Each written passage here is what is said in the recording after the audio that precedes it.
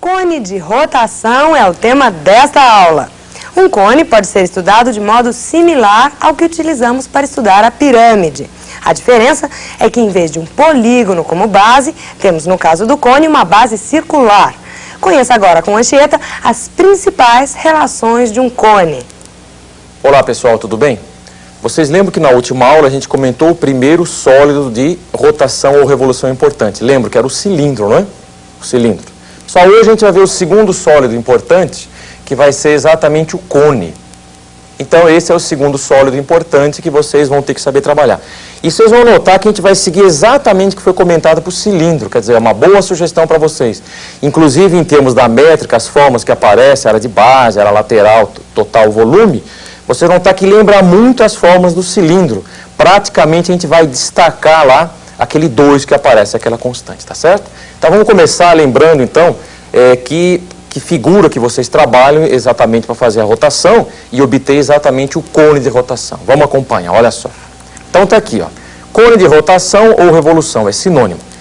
Claro, se vocês quiserem parar para pensar um pouquinho, a gente pode lembrar que no cilindro, vocês lembram, né?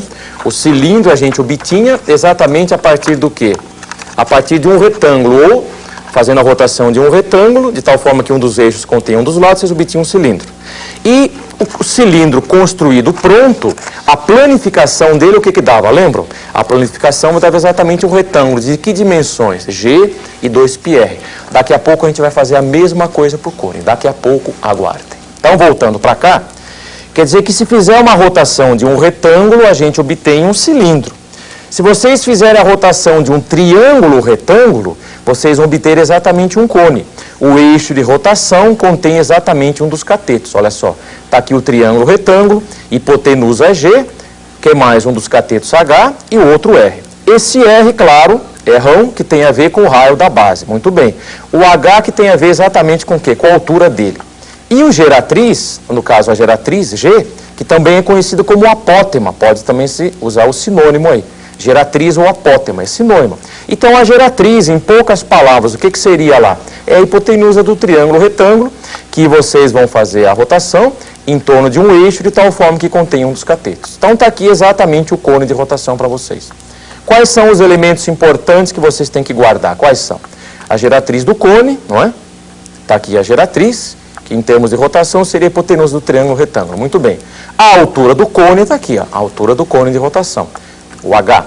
O Rão é o raio da base. Muito bem, o Rão é o raio da base. Só agora outro detalhe importante. Vocês estão notando que eu destaquei o triângulo retângulo, porque é nesse triângulo retângulo que vocês vão aplicar o Pitágoras, normalmente para calcular, por exemplo, a altura, né? Ou para vocês calcularem, por exemplo, o volume. Então são os elementos importantes que vocês têm que saber trabalhar. Tem a geratriz do cone, tem a altura e tem o raio da base. Como relacioná-los? Através do teorema do Pitágoras, olha só, G ao quadrado, H ao quadrado, mais R ao quadrado. Então, normalmente, esta relação vocês utilizam nos exercícios de cone. Então, isso é importante vocês guardarem. Bom, o vértice, no caso, seria o quê? Esse ponto V, que é exatamente o vértice do cone, está lá. Se vocês quiserem fazer um paralelo, uma analogia, pode ser feito. O cone, analogamente com pirâmide, assim como o cilindro, analogamente com prisma. Isso é importante para vocês guardarem as formas que aparecem, entender e saber resolver os exercícios. Só na sequência a gente vai ver o seguinte. Lembram as seções do cilindro? Nós estamos exatamente desenvolvendo da mesma maneira. A gente vai ver agora as seções do cone. Vamos acompanhar. Então tá lá, ó. Seções do cone de rotação. Tá certo? Seções do cone de rotação. Só então a primeira seção importante que vocês têm é a seção transversal. Um plano paralelo à base vai determinar exatamente um círculo de raio errinho. O raio da base é o Rão, e o raio deste círculo, no caso, é o R'. Muito bem, e a seção meridiana ou longitudinal? Então, isso passa a ser o seguinte, vai ser um triângulo, quer dizer, se vocês fizerem um corte longitudinal, aqui no cone de rotação, então vocês vão obter exatamente um triângulo. Que tipo de triângulo? É claro que este segmento é a geratriz, e este outro segmento também. Então, é claro que é um triângulo isósceles, está aqui, é um triângulo isósceles. A base desse triângulo, vamos lembrar, triângulo isósceles tem dois lados congruentes. Então, a base dele é o próprio diâmetro da base, ou seja, a base do triângulo é o 2R, olha só, a base é 2R. Os lados congruentes quais são? G. Lados congruentes, G. e claro que contém o eixo de rotação nesse caso.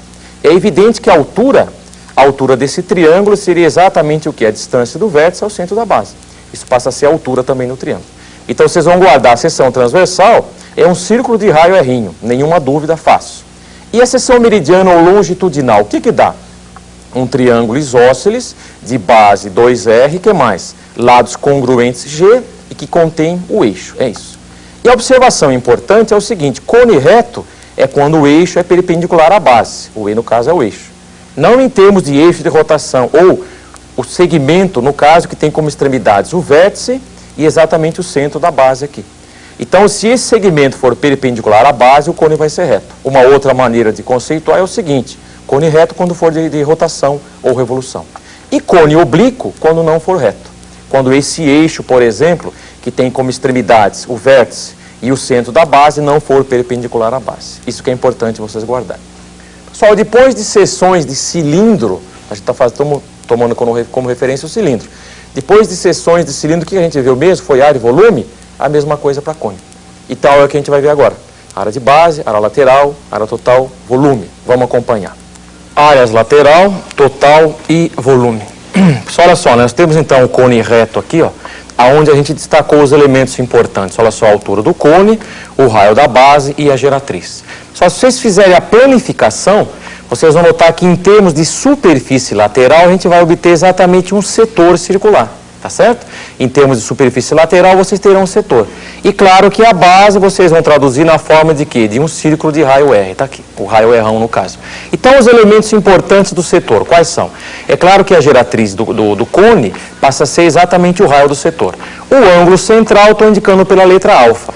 E este arco que aparece aqui, o comprimento dele, vai ser exatamente o comprimento de quem? Da circunferência da base lá do cone. Então, só pode ser o 2πr, está aqui. Então, o arco 2πr, que é mais? O raio, no caso, G, e o ângulo central, alfa, está lá. A base, então, é um círculo de raio R. Então, as fórmulas que vocês vão guardar. Área da base, πr ao quadrado, círculo de raio R, nenhuma novidade. Área total seria a área da base mais a área lateral. A área da base é o πr ao quadrado. Pessoal, e a área lateral seria exatamente a área deste setor, que vocês calculam da seguinte maneira.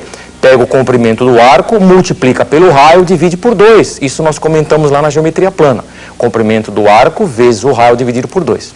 Fazendo esta conta, substituindo, então vocês vão guardar da seguinte maneira, que é o que vale a pena memorizar. Área total, área da base mais área lateral, ou seja, πr que multiplica R mais G.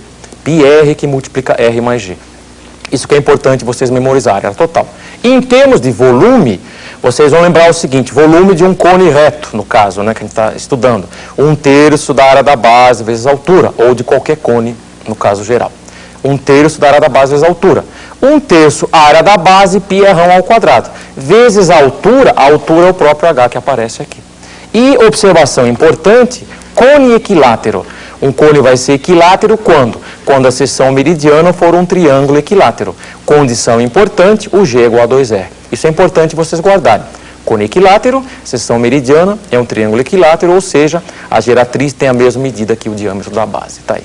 Depois, então, aí do áreas e volume, a gente vai ver exatamente tronco de cone, que tem a ver exatamente com tronco de pirâmide, que é um assunto que a gente já tinha comentado. Bom, antes disso, vamos fazer a planificação do cone, para vocês entenderem, tá certo? Que às vezes vocês estavam numa festinha lá, de repente aparece uma criança em prantos e pede exatamente para vocês consertarem o chapeuzinho, tá? Estragou o chapeuzinho, não é? Então isso aqui a gente vai associar um cone e claro que a planificação dele dá exatamente um setor. Então a área desse setor tem exatamente a ver com a área lateral do cone, é isso. Construído, lógico, aí vocês devolveram para a criança e perceberam o sorriso nos lábios dela. Muito bem. Então isso que é importante vocês guardarem. Planificou um cone, vocês obtêm um setor. Planificou um cilindro, obtém um retângulo, é isso. Agora vamos ver tronco de cone, em analogia com tronco de pirâmide. Vamos acompanhar, olha só. Pessoal, isso também é importante vocês guardarem.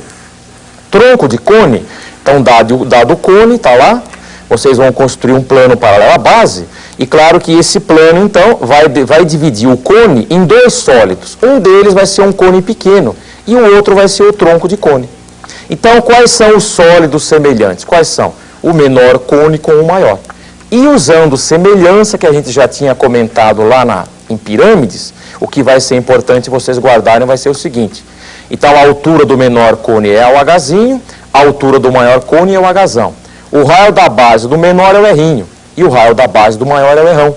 Então, usando semelhança, a razão das alturas é a mesma que a razão dos raios, na mesma ordem. Menor para o maior, menor para o maior, menor para o maior ou, se quiser, o contrário.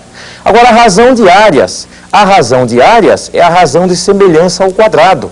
A razão de semelhança pode ser, por exemplo, a razão das alturas.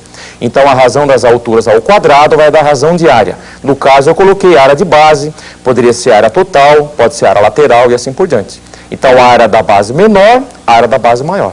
E a razão das alturas ao cubo, ou a razão de semelhança, isso vai dar razão de volume. Então, isso que é importante vocês guardarem. A razão de semelhança ao quadrado dá razão de área. A razão de semelhança ao cubo vai dar razão de volume. E vamos dar uma olhada imediatamente num exercício importante para vocês, que caiu lá em Viçosa, Universidade Federal. O exercício é esse aqui, olha só. O V indica o volume do sólido obtido pela rotação em torno do cateto maior do triângulo retângulo. Ele deu as medidas dos catetos, olha só, 3 e 4. Fazendo uma rotação desse triângulo em torno do cateto maior, é claro que a gente obtém um cone. Ele pede para calcular exatamente o volume desse cone. É claro que se fizer a rotação em termos do cateto maior, é claro que vocês obtêm um cone de rotação. O cone eu construí para vocês aqui. Então, se é feito em torno do cateto maior 4, então é claro que esse 4 já vai ser a altura do cone. E esse 3 que aparece aqui tem a ver exatamente com o raio da base. Agora a gente vai lembrar o triângulo pitagórico, olha só. Triângulo pitagórico 3, 4, 5. Quer dizer que a hipotenusa desse triângulo 5 é exatamente a geratriz do cone. Agora é só questão de lembrar da fórmula. Volume, 1/3 de πr2h. Toma cuidado que no cone tem 1/3 e no cilindro não, hein? Toma cuidado com isso. Volume, 1/3 de πr2h. Bom, 1/3 de π, o raio é 3, 3 ao quadrado, a altura 4. Faz essa conta, não é? 1/3 de π, 3 ao quadrado vezes 4. Se fizer a conta, isso vai dar 12 π centímetros cúbicos. Quer dizer que o volume do cone, então, vale 12 π centímetros cúbicos. Uma questão bem fácil para vocês.